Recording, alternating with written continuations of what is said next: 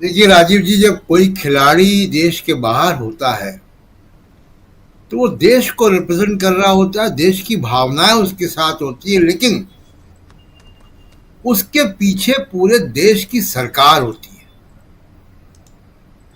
जैसा अभी सुनील जी ने बताया कि अगर वो खिलाड़ी वहां पे है तो कितना बड़ा कंटिजेंट वहां पे प्रशासनिक लोगों का जाता है, वह कोच है, डायटीशियन है, मैनेजर है टीम के, वो क्या कर रहे थे, सवाल ये पैदा होता है।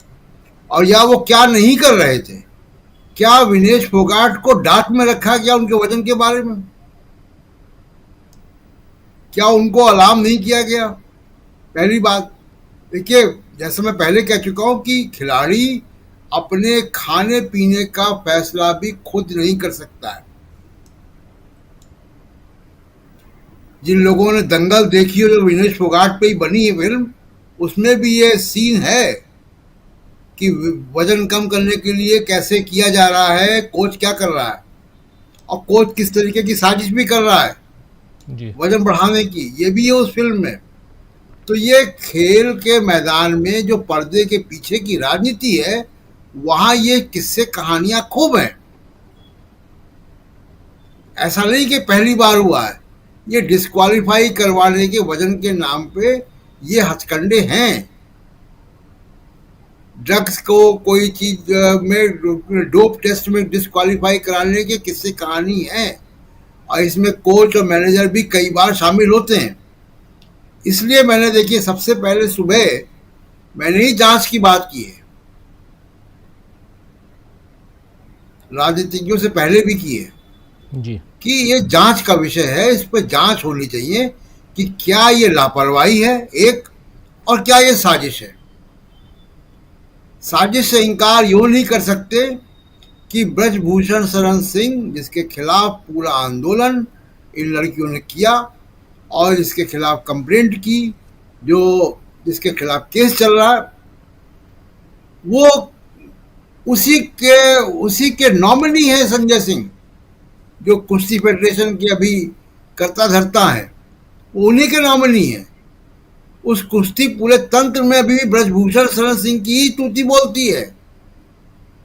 वो तो खुलेआम कहता है कि दबदबा कायम है, पहले भी था, आज भी है। जी। तो क्या उस दबदबा कायम ने ये किया है? और मोदी जी के ट्वीट का टाइमिंग बहुत दिलचस्प है कि कल पूरा देश जब जश्न मना रहा था तब उन्होंने रीट्वीट किया, तमाम लोग प्रवोक करते रहे, लेकिन जैसे ही डिस्क्वालिफिकेशन हुआ, जो आपने बताया कि लंबा चौड़ा उनका ट्वीट आ गया, और ट्वीट की भाषा, ट्वीट का लेंथ ये बता रहा है कि वो काफी विचार करके लिखा गया ट्वीट है।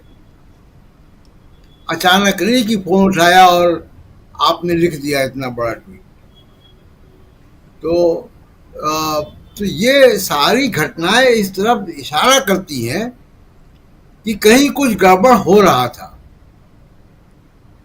और खिलाड़ी को डाक में रखा है। खिलाड़ी अपने फैसले खुद नहीं ले सकते हैं। एक ये रणनीतिक फैसला कि अगर वजन कम नहीं हो रहा तो वॉकओवर दे देना है ताकि पिछली जीत के मेडल मिल जाए, ये फैसला भी विनेश फोगाट का नहीं हो सकता। खिलाड़ी अपने आप ये फैसला नहीं कर सकता, ये जो टीम का प्रशासन है वो करता है।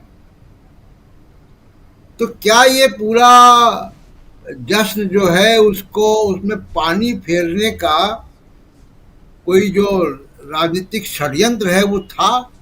ये जांच का विषय है, और जांच इस पे होनी चाहिए, निष्पक्ष जांच होनी चाहिए इस पे, और इन सब के बयान होने चाहिए, और पूरा डाइट चार्ट और कब क्या किया, पूरी गतिविधियां ओलंपिक विलेज में फोगाट के आसपास के जो, विनेश फोगाट के आसपास के जो टीम प्रशासन के लोग थे, उनको जांच के दायरे में लाना चाहिए कि मिनट मिनट की जानकारी कि कब आपने वेट लिया था, क्या आपने खिलाया उसको, क्या नहीं खिलाया।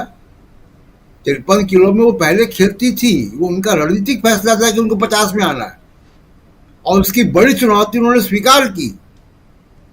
कि अनसीडेड होने की वजह से पहला ही मुकाबला उनका चैंपियन से हो गया, जिसको उन्होंने हरा दिया। तो ये इसमें किसी राजनीति से, किसी साजिश से इनकार नहीं किया जा सकता। जांच का विषय, गंभीर जांच होनी चाहिए। एक अभी आपने अश्विनी वैष्णव की बात की, लोकोमोटिव पायलट से मिले, वो दिलचस्प व्यक्तित्व है उनका।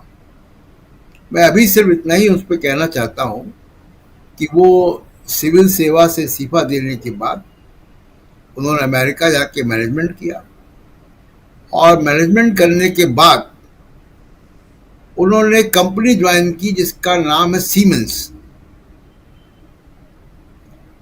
और सीमेंस कंपनी को रेलवे ने 26,000 करोड़ का ठेका दिया है, अब तक का सबसे बड़ा ठेका लोकोमोटिव का। ये दोनों बातें अलग अलग हैं लेकिन जुड़ी हुई हैं कि अश्विनी वैष्णव सीमेंस में वाइस प्रेसिडेंट थे, और रेलवे मिनिस्टर बनने के बाद सीमेंस कंपनी को 26,000 करोड़ का ठेका मिला। ये कॉन्फ्लिक्ट ऑफ इंटरेस्ट है। इसकी परिस्थितियों की भी जांच होनी चाहिए। अभी इतना ही। तो इस सरकार में तमाम सारे गड़बड़ घोटाले हैं, जहां आप देखें वहां है, खेल के मैदान से लेकर राजनीति के अखाड़े तक, और बहुत कुछ जो है। अभी बांग्लादेश की बात हो रही है, बड़े बड़े दावे, मैंने कल भी चर्चा की थी राजीव जी, बड़े बड़े दावे की जाते हैं जैसे अजीत डोभाल के बारे में, और राहुल गांधी ने 4 साल पहले किया था, कहा था ये बात, पार्लियामेंट में कही थी कि चाइना और पाकिस्तान की साजिश इस रीजन में है, इनको एक मंच पे आप मत आने दें। भारत सरकार ये करती रही विदेश नीति में, लेकिन इस सरकार की विदेश नीति तो ऐसी मजेदार रही है कि आपने पाकिस्तान और रूस को भी मिलवा दिया, उनकी मिलिट्री एक्सरसाइज करवा दी, और पाकिस्तान आपके पड़ोस में इतना बड़ा खेल कर रहा था, विदेशी ताकतें उसमें शामिल थी। ये केवल जनाक्रोश नहीं है, उस जनाक्रोश के पर्दे के पीछे बहुत सारी बातें हैं, और जनाक्रोश तो आजकल बॉट से और सोशल मीडिया के कैंपेन से किया जा सकता है। ये हमने यूक्रेन की राजनीति में भी देखा, भारत में भी देखा, अन्य आंदोलन में।